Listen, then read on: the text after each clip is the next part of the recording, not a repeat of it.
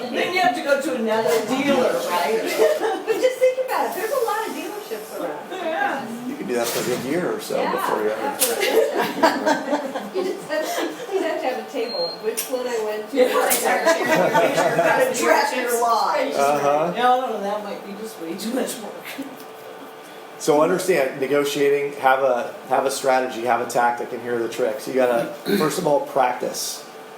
And honestly, my wife is the negotiator, I'm not at all. And she will say, tell me no before we go in. Say no 500 times before we go in, so you're comfortable saying it, because it's like I'll nod and go along with it.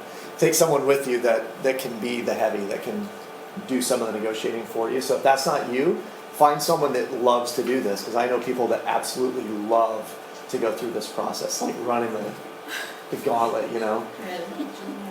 So, it could be like a cottage business for you. You just go negotiate car deals on the I weekend. have considered it. Yeah, I've taken many kids to the store. there you go. To the car store, more or less. There you go. And obviously, the last thing is you got to be willing to walk away. And if you know that if they know that you are willing to walk away, there's obviously more dealing to be done. And some of that comes in. I don't know how many red Fiat Spiders. Is this convertible too? Yeah. How many of those are in Des Moines exactly? I mean, there's one Fiat dealership, right? Now, I've had the car for quite a number of years. Okay. So. Looking to sell it if anybody wants to negotiate. So We can negotiate with you. there you go. She'd probably love to test drive it for a few days, if you don't mind. For the weekend? By the time each of us took it for a week. Yeah. Fall in love with it, each of you, for a week. So obviously. I'm getting calls from the parking lot going, why is such and such driving your car? The key, in my mind, and Doug, you can approve or disapprove this, but I think the key in making this work is you've got to do your homework ahead of time of what the vehicles are worth. Right?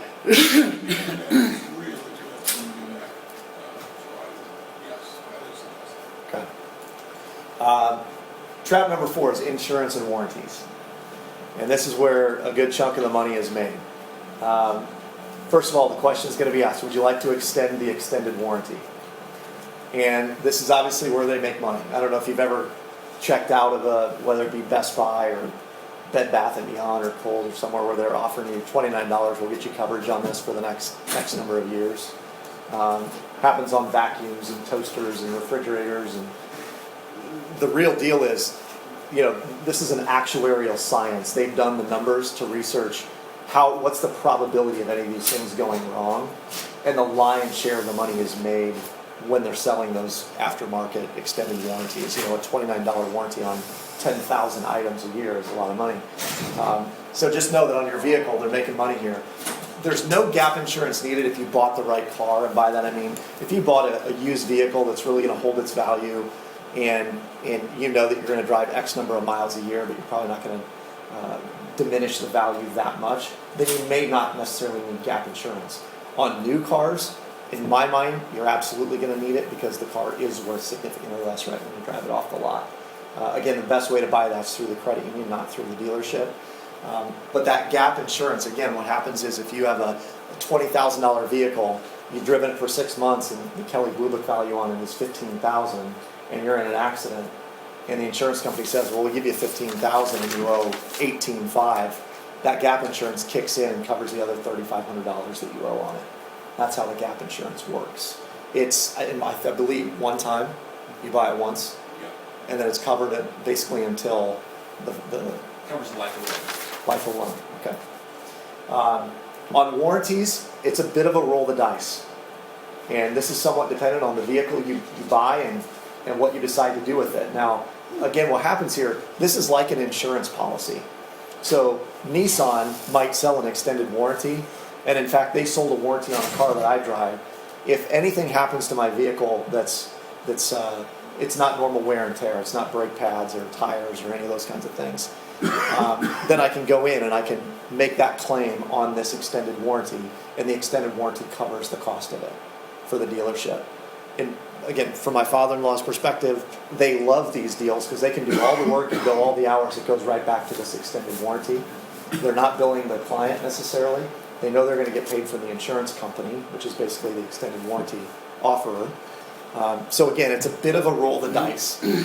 The one piece of advice I would give you is don't roll warranties into the financing, which is going to be an option for you if you buy a $20,000 car and they go, well, we have this $2,000 extended warranty, bumper to bumper, 100,000 miles, and you think it looks like a great deal. Well, now you're borrowing $22,000 on a $20,000 car that's going to go over $17,500 when you drive it off the lot.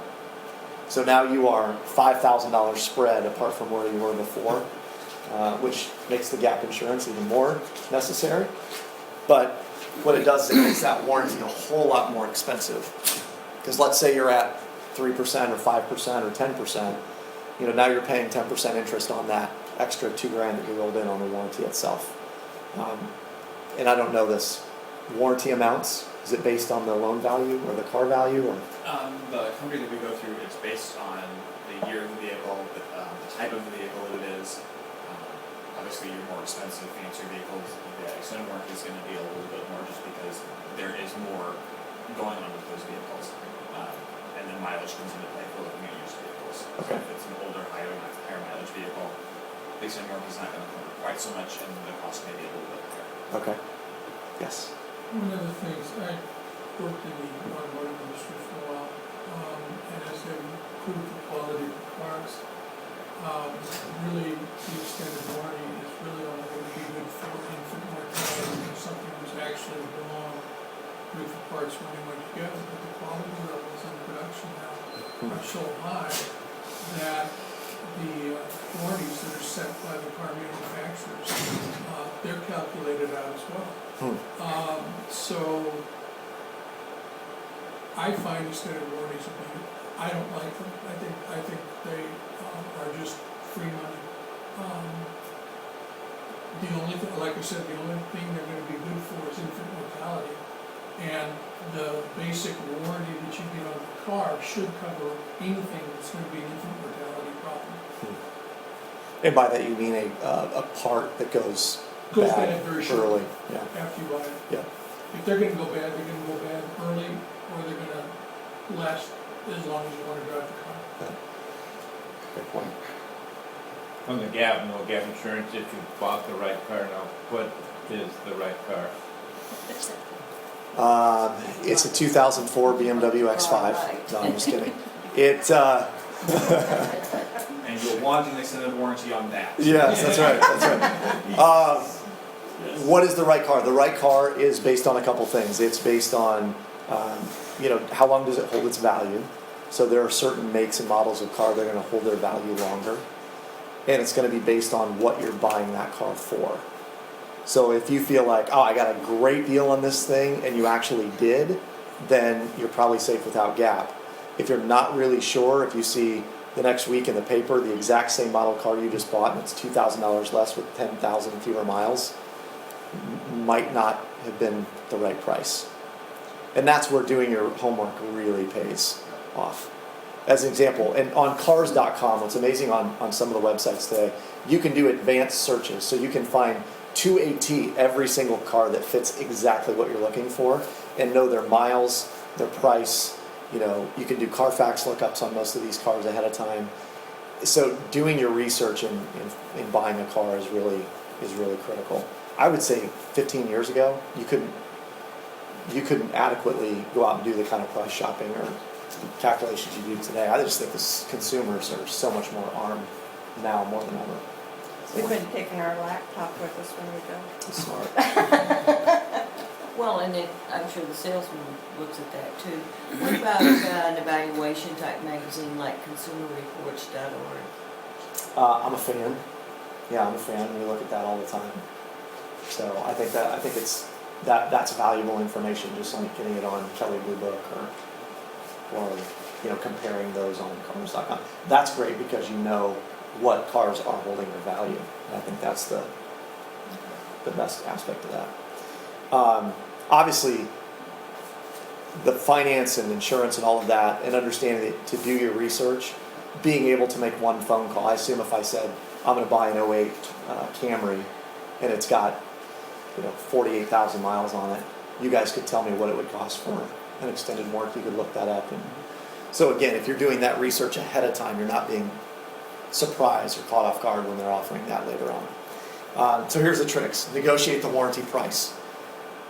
Another something that you didn't realize you could do is that don't know that it can be done with you guys, because I'm sure there's less of a profit motive with the credit union than there is with the dealership. But a dealer's probably going to mark up whatever the extended warranty is going to be. And knowing that you can come in and say, I'm not going to pay $1,500 for that, I might pay $750 for that, then they can do a little negotiating on that. You have the ability to cancel within a certain amount of time. So if you do feel that you are pressured into a situation at a dealership and you've bought something you don't want, generally speaking, anything bought outside the home, you have 3 days to right to rescission. So you can rescind on buying that. You make a phone call, take that off, and all is said and done. And last, the trick is really stick to your budget. When you go in and you've done your research and you're prepared for this negotiation, it's not my car cost this, I'm comfortable with this payment, now we go in. It's my car cost this, I might consider gap, I might consider warranty, I might do new floor mats or whatever they might try and sell you, and understanding what that's going to translate to into the payment and sticking to that number.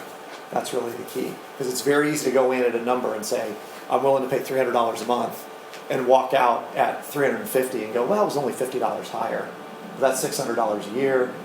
That's what happened to my son and daughter-in-law. They called me and goes, oh, I said, how much more were your payments? Oh, they were only $20 more. I said, all right, now multiply that out. That's how they got it. Yeah. Stick to your budget. Most people go, it's only 10% more. It's only 20% more than we were thinking. Be understanding of what you're willing to go up. So these are the tricks and traps. The reason that I think we wanted to do this program, number one, because I know these guys have an amazing auto loan program, and in my mind, if a consumer is 100% advised in what they're doing and they're more savvy about going out, the money that you make goes a lot farther than it would if you go out being uninformed. And part of the relationship that y'all have with Capital View is the fact that you can come in and pose questions just like this and have them run scenarios and say, yes, this is smart, or no, this isn't. And understand that you buy a car, 5 times in your lifetime, 10 times at the most, depending on, or Kyle, maybe every other year. However many times it might be, someone that does this every day, day in, day out, is still better than you at the ins and outs of the business. So it's best to go to someone that's also doing this on a regular basis, which these guys at Capital View are doing. So use them, leverage their skills and abilities, and understand that that being a savvy consumer pays off big time in the long run.